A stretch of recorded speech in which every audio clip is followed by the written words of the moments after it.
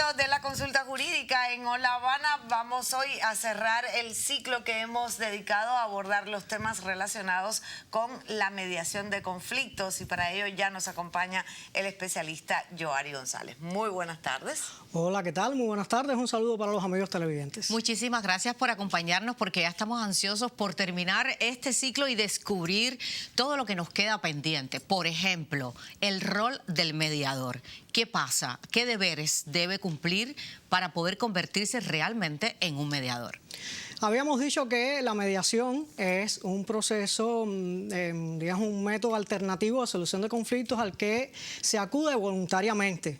Por lo tanto, una de las primeras cuestiones o funciones que debe ejercer el mediador es firmar con los mediados, que es el nombre que recibe las partes que quieren solucionar su conflicto, es firmar un acta de voluntariedad y también de confidencialidad, porque la confidencialidad es una de las características de este proceso. Toda información o documentos que se aporten a este proceso y del cual conozca la otra parte y conozca el mediador o los comediadores es confidencial. No debe haber una divulgación a terceros que no intervengan en esa mediación.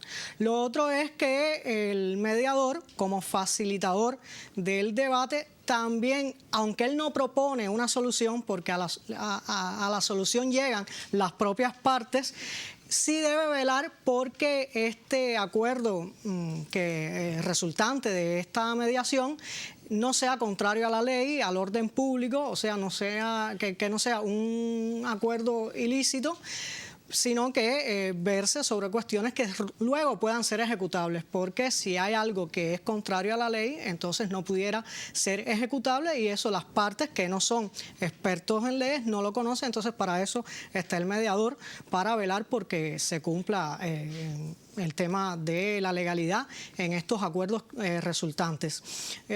También el mediador debe conducir el debate al punto de tratar de llegar siempre a un acuerdo, aunque de forma unilateral las partes pueden decidir no continuar con la mediación. Eso es algo que el mediador debe respetar. Ahora, ¿y cuáles serían entonces, Yoari, los deberes y derechos de los mediados? Bueno, en este caso los mediados deben conducirse con respeto hacia el mediador, deben asistir. Esto es tanto un derecho como un deber, porque si acudiste voluntariamente al servicio de mediación, por lo tanto debe ser un deber también que las partes acudan a las sesiones de la mediación, que pueden ser varias sesiones. Tienen el derecho de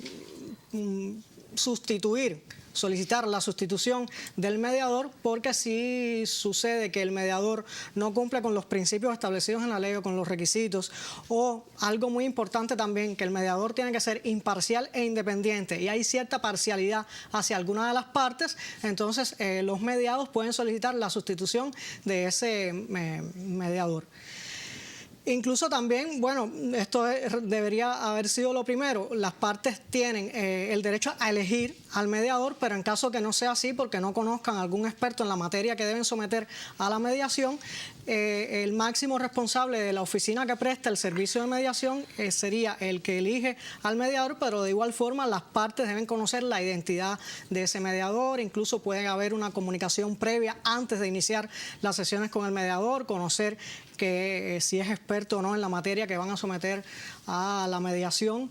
Y algo importante también es que la mediación no es un servicio gratuito, por lo tanto debe pagarse por este servicio de mediación. Es una tasa, una tarifa que deben las partes pagar para poder tener la prestación de este servicio. ¿Y qué pasa, Yoari, si uno de los mediados, o sea, si una de las partes no está de acuerdo con el contrato? ¿Qué sucede en ese caso? Bueno, en estos casos se puede ejecutar, como mismo puede ejecutarse una sentencia, el acuerdo puede ser ejecutable en la vía judicial, tiene fuerza ejecutiva, así lo establece el decreto ley 69, que es el que estamos comentando, que es el que institucionaliza la mediación en Cuba. La diferencia está en que la mediación, como siempre dijimos al principio del siglo, es un método alternativo de solución de conflictos, es algo extrajudicial. pero en los casos de incumplimiento del acuerdo, el acuerdo es de obligatorio cumplimiento.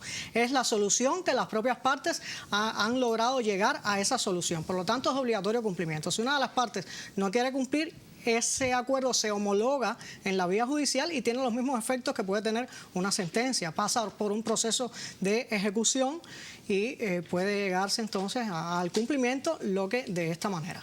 O sea que si un mediador no está de acuerdo en cumplir con el acuerdo de las partes resultantes, pues esto también puede tener una implicación legal. Sí, claro, por supuesto, ese es el efecto legal que tiene, el de ser ejecutable, el de ser de obligatorio cumplimiento, y es lo que se establece en la ley, o sea que no es letra muerta, es perfectamente posible llegar al cumplimiento, lo que no de forma voluntaria, sino a través de este procedimiento de ejecución.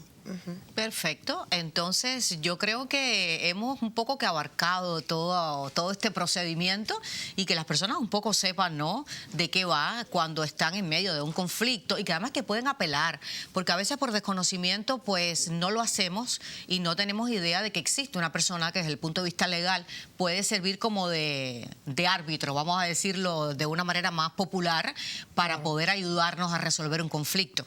Sí, es cierto, aunque de todas formas es preciso aclarar que dentro de los métodos alternativos de solución de conflictos está la mediación y está el arbitraje, que es otro método que tiene algunas diferencias con la mediación y es otro método. La mediación es institucionalizada en Cuba, es muy reciente porque este novedosa además también. 69 se puso en vigor a finales del pasado mes de abril, o sea que solamente no llevamos un mes todavía, o quizás ya un mes, solamente, o sea, muy poco, es muy reciente este servicio de mediación en Cuba, pero es algo que las personas deben conocer. Hemos tratado de responder las inquietudes de nuestros televidentes y vamos a anunciar entonces el tema que empezaremos a abordar la próxima semana, si te parece, Yoari. Sí, como no, la próxima semana vamos a iniciar un nuevo ciclo dedicado a la transmisión de los vehículos de motor. Es otro decreto dictado por el Consejo de Ministros que salió a la luz, se publicó en la Gaceta Oficial de la República. Tenemos a Yoari conversando, a nuestro director en el switcher, Gabriel, a ver. No. Y bueno, sobre eso vamos a dedicar aproximadamente 3 programas, la transmisión de los vehículos de motor. Hay una nueva norma jurídica, hay algunos cambios, así que para que conozcan de qué vamos a estar tratando. Podemos recibir dudas de los televidentes que claro, tengan algún caso, y entonces, por supuesto, bueno, pues ya lo saben, el que quiera o pretenda, ¿verdad?, su auto, pues pasarlo a nombre de otra persona, pues los detalles los tendremos contigo en tu próximo encuentro. Así es, y como siempre les digo, si de leyes desea conocer, la sección jurídica tiene que ver. Muchísimas gracias, Yoari. Nosotros te esperamos entonces la próxima semana.